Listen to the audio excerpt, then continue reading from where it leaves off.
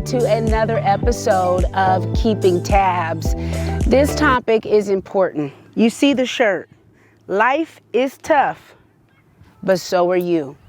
This is a message for you, and it's a message for me. Today's conversation is about mental health awareness. I think a lot of you know, but many of you are new to us, new to me, and my former life as a TV reporter and anchor, and now I'm a full-time entrepreneur owning Tabby Dozier Enterprises. But mental health and really the lack of support in that realm was a deciding factor in me hanging up my studio mic for good and leaving local news as a TV reporter and anchor. So if you aren't familiar, you're seeing a very special person on your screen right now. Many of you know, but if you're not, if you're one of our new passengers, as we say, this is Stevan Williams. He was my brother from another mother. A true light. We met at Western Kentucky University back in 2011, and he is now my angel. Stevan passed away in a car wreck in Raleigh, North Carolina in August 2021. The news agency I worked for at the time did not support my mental health or offer any bereavement for his funeral services. Services his mother asked me to be a part of in Nashville, Tennessee, where Stevan grew up. Car accidents are covered almost hourly in local news since they can impact traffic and claim lives. The debilitating trauma that I went through reporting on wrecks with no days off leading up to Stevan's services, the only word that comes to my mind is horrendous. Grieving as a public figure was the hardest thing that I have ever been through to date. Stevan's death came months after a despicable insurrection in our nation's capital and a year after horrendous murders of unarmed black people by police and citizens, such as Ahmaud Arbery, Breonna Taylor, George Floyd, and Rayshard Brooks, to name a few. Then pile on the effects of the height of wildfire seasons and a global public health crisis and multiple mass murders in schools and grocery stores. I could no longer stomach delivering headlines that were full of murdered children, grieving families, and death and destruction that impacted my well-being. After 11 years, I hung up my studio mic for good.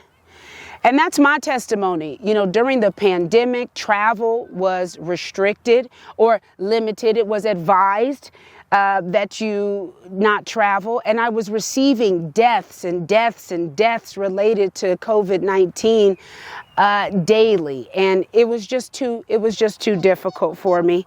I escaped with my life because I chose my mental health over the comfort of a consistent paycheck and day-to-day devastation. It is a heavy but a very necessary conversation, especially amongst minorities. I recognize that God allows me to use my platform to be an advocate, to let people know it is okay if you are not okay. And many, specifically in the Black community, don't often talk about their well-being and their stability, and it hurts everybody around them, and it really does hurt themselves.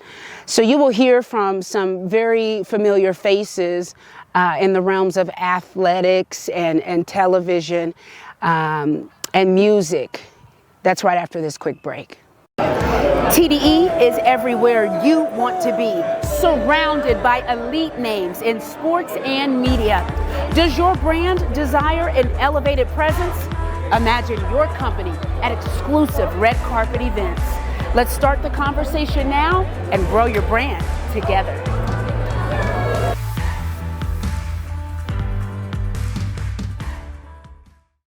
And we are back.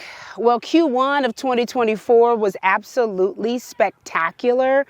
TDE was in Las Vegas as an ambassador for Super Bowl 58. We were tapped to host galas, facilitate and coordinate news conferences, and produce dynamic storytelling features for corporations.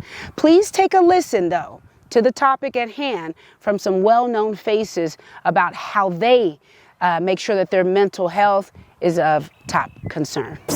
Plugging into my family and my faith, and understanding that as soon as I feel depleted, that's the one thing that can build me back up. And also talking about it. You know, in the black community, it was taboo for a long time. And then with men, it was even more taboo. And then with athletes, even more taboo. So as a black male who played ball, you know, I went almost 20 plus years without talking about how I felt or my feelings or my emotions or my mind state. So now at 42, I'm okay talking about those things, because if you don't, it can come out in the wrong ways. It is. I think for me, I understand when I'm starting to like feel differently, and sometimes I'll just like disconnect from maybe social media, or I'll just be by myself, like be alone, or I'm very big on my faith, and so I make sure I'm like reading a devotional or doing something like listening to a sermon, doing something to get myself back in a place of feeling peaceful. And so I think that even is able to happen because I'm like self-aware and in touch with my mind and my body. And so I think when people understand themselves and learn themselves, which requires being alone with ourselves, I think when you're able to do that, then you can figure out what it is that can help me not feel as anxious, or help me not feel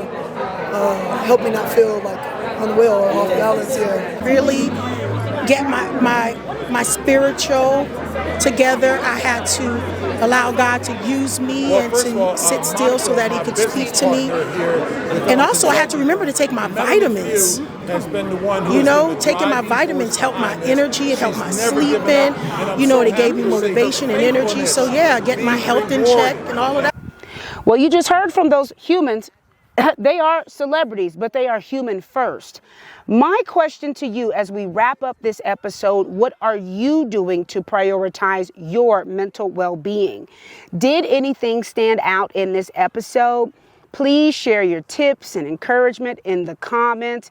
It is okay to not be okay. A lot of times you feel alone or isolated when in fact, if you're brave enough to share, there's a helping hand that is ready to reach you, grab you, support you, hug you, love you, and protect you. I will continue to advocate for journalists, being that that is still my realm. We are first responders, and I will never take anything else other than that. We are first responders. We put our lives on the line in the name of public safety and information. But also as a Black woman, as I remove my journalist hat, we deserve love and we deserve protection, and so do you. Thank you for being with me on this incredibly important episode. I'll see you on my next adventure.